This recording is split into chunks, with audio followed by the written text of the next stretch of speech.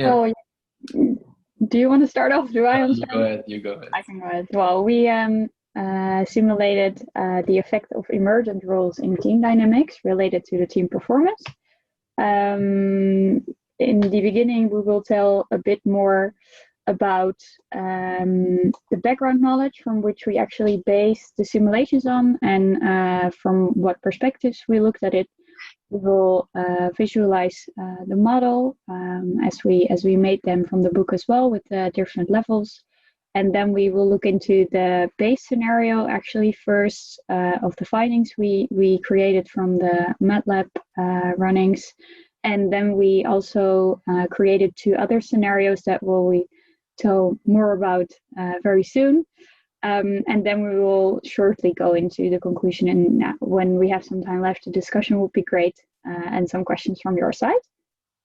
So first of all, the team meetings. Well, the team meetings are actually based on emergent roles, and emergent roles are actually assuming that a team role that someone actually has in a team is produced and shaped and sustained along the way of a team process. Much research actually thinks that team roles are kind of like fit to a person and then don't evolve over time. So that's a bit of a difference that we wanted to simulate, and you will see very soon as well. The paper we used actually as a grounding for our simulations identified several team roles that we will elaborate on as well, and it also created some numbers which we put into the model about how they interfere with each other and communicate with each other, which kind of creates a team dynamic in that size. Looking into research, the ideal team size for group work or problem solving work is actually between 5 and 7 people. Because it seems that if groups tend to be bigger, then there can be a sense of over-coordination, which actually is really counterproductive for the team process. And the homogeneous and heterogeneous teams, there's a lot of research about that, because on the one hand, homogeneous teams actually can create some kind of group fight because people are really aligned with each other and really work together very well. But it also seems that heterogeneous teams also create really creative solvings for problems, for instance, because people have many different perceptions and opinions about it. So we did a simulation about that as well. And the dominance in meetings, we simulated that scenario because in the paper it was described that you can actually have like leaders and lurkers. So if people or specific people with specific skills in a team actually take the lead, then it also influences the team dynamics and process. So now can Yagel tell a bit about the social network model we used? Yeah. So as everyone used in this course did, you also used the social network model, which is a really powerful tool, I think everyone has experienced in researching group dynamics, and it's also a tool that has become very popular within sociology. And with such a network model, you can zoom into the mental models of the individuals and their interactions between them. And this model focuses a bit more on the interactions between them. We used 5 states per person to describe different statements they do in the meetings. And we were not able to include how the process of an individual happens in sort of receiving a statement and also producing a statement. And we modeled the states with the advanced logistic function, which is a common method as we've seen in this course. Okay, Shai? Okay, so as Yagel already mentioned, I'll first tell a bit about the phases. So we looked into like a problem solving process in for instance, team meetings. So first of all, you have the 4 phases, which starts with identifying a specific problem. Then you look into finding a solution with the group. Then you would decide upon which solution you will use, and then you conclude the results, which also includes a bit of evaluation of the process that you just have gone through. So that's kind of the basis that you will see in the drawings and the graphs as well. Here, what Yagel already mentioned, we use the 5 states. per person. And this was based on the paper that actually looked into the, yeah, it's kind of more what Yagel said about the statements they make in the group dynamics and processes. So that can be about procedural manners, being active, yes or not, being focused more on the solution, or on the other hand, the problem, and the social emotional contribution in the group. So yeah, we looked, as you can see here, into 4 people with 4 different roles based on matrices and findings from the other paper. So the first drawing is about the phases. So you can here see that the 4 phases can be found back on the base level. But we also had a bit of struggle with how you would kind of go from the one phase to the other. So that's why we added control states to actually end a phase when a certain number was kind of reached, and then we would go to the next phases, which you will be shortly seen in the graphs. And that's how they are connected. Then looking into the influence of an individual to this process of the 4 phases is that obviously the problem is more related to the beginning of the process, while on the other hand, the solution is more related to the second and third part. And the procedural part is actually influencing the whole process, which will lead to a very interesting finding later on. And the other 2 were the social, emotional, and active states, which influence the process overall. So if we would kind of put all of that together, then we get a really interesting big drawing. That's why we kind of split it up in the beginning to let you guys get through it a little bit easier. And on the other hand, the other 2, which I explained, the social, emotional, and active phases, who influences the whole phase, all the phases as well.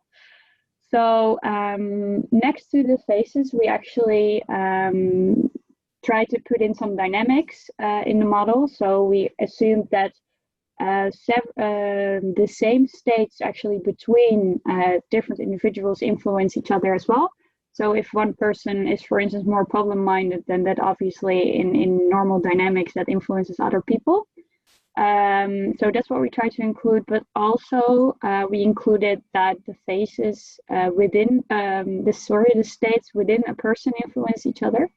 That's what we put in here. So that kind of came up, or this kind of resulted in many adjustments, and then we came up with this graph. Kind of what you see in here. Let's just put you guys a bit to the side, sorry, because otherwise I can't show it.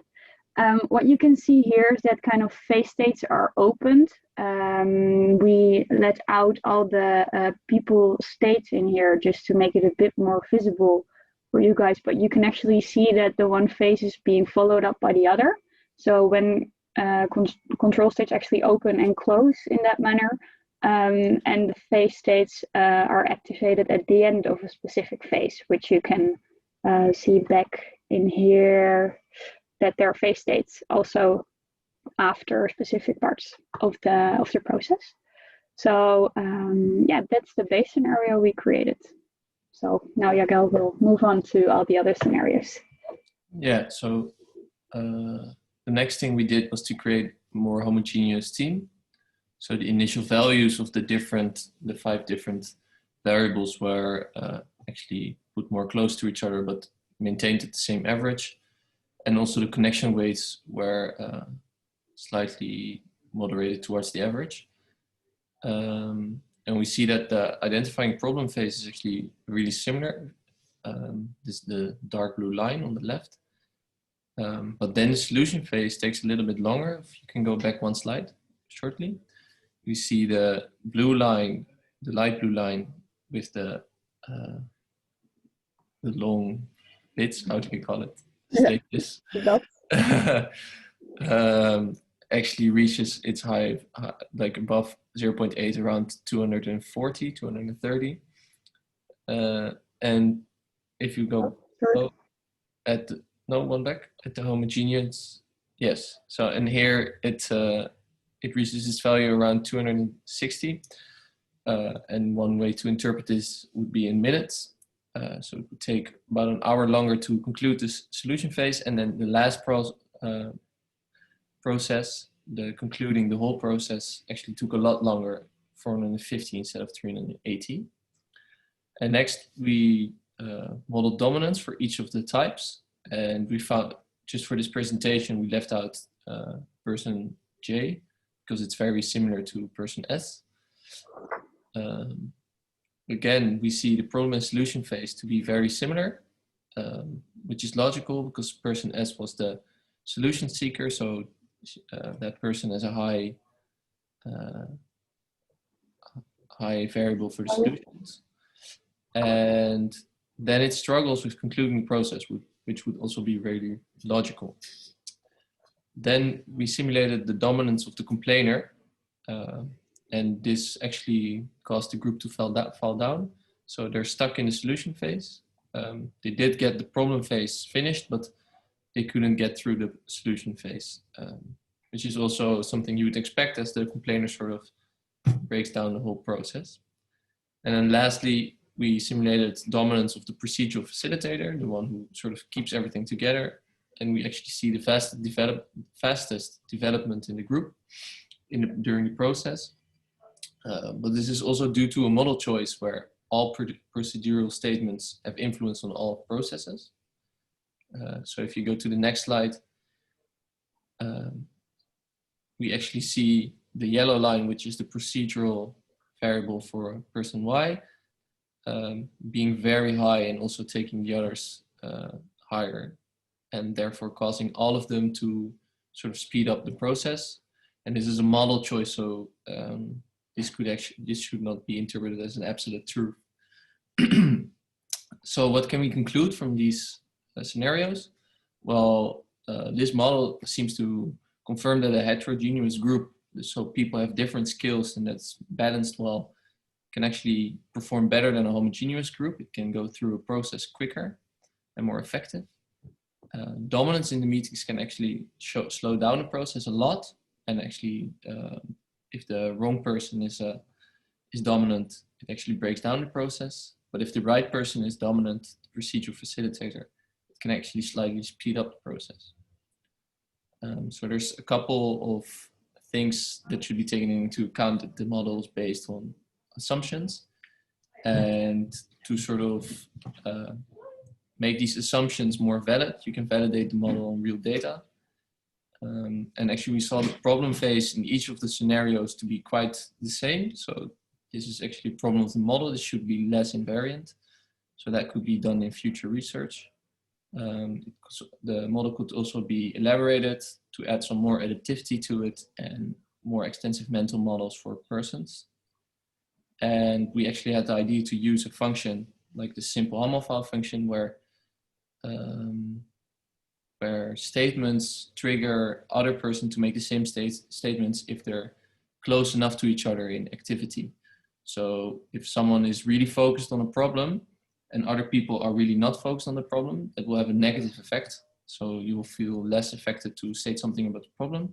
But if you're both have a really high value and both interested in it, you'll actually activate each other. And we've not been able to fully do this in our model. So it was a bit of much information in 10 minutes. I hope everything was slightly clear to you. And I think that's the end. Are there any questions?